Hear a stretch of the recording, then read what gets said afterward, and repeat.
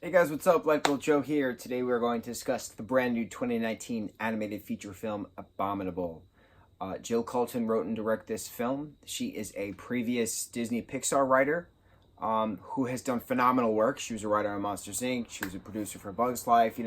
She knows her animated films, right? She's been in the game for a long time. So the fact that she's now working in DreamWorks is a very interesting thing because you're watching Abominable, right? The basic plot, according to IMDb, is a magical Yeti needs to get his way home. That's it. That's the plot, right? But there's more to it. He has been captured because the explorer needs the world to stop laughing at him, right? And the Yeti, who's named Everest, go figure, meets this girl, Yin Yi.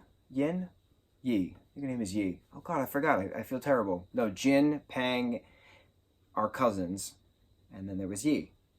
Yeah. So they all live in this apartment building in this, big East Asian city, right? And Everest is taken to this place by Dr. Zara, and this explorer, Dr. Zara, is voiced by the one and only Sarah Paulson.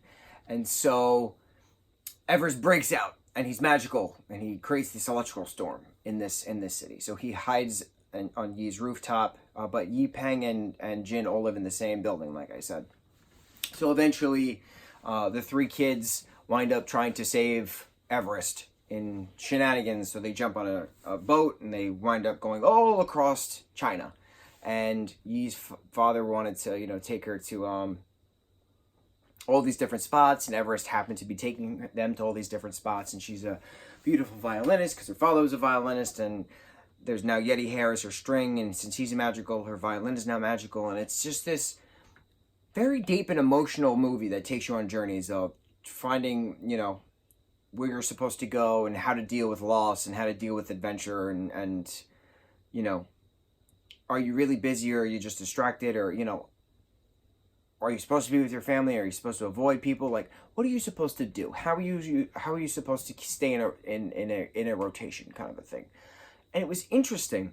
And you're watching this and you're like, oh my God, this is amazing because it has equal parts Disney from Jill's background, but it has equal parts DreamWorks.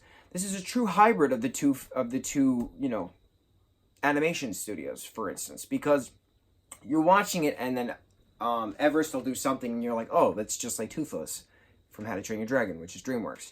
And you're watching it and like a character's getting really emotional and sad and talking about their dead parent and you're like, oh my God, that's a Disney film. That's what Disney films do. And it was a nice combination of everything. And Jin's character development was wonderful. Having Everest and Pang, interact with each other was great. But let me tell you, that girl can play a violin. It was wonderful. And of course, every time I hear Eastern Asian themed music and you hear that violin playing, just the strings, it takes me to Legend of Korra and Last Airbender. Avatar, Last Airbender, Avatar, Legend of Korra, the Nickelodeon gorgeous cinematic masterpieces, which I really want to see in a movie theater, to be honest. I want to see the final episode of both series in a movie theater, because that would be epic. They've been doing that. They had like the 25th anniversary of Friends or something like that. Some of those episodes were in a movie theater. Like, I want to see that. I want to see that for Nickelodeon. Paramount, Viacom, do it.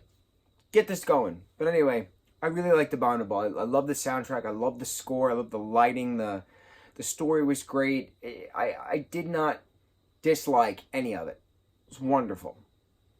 Pulls at the heartstrings. Mucho mahalo, guys.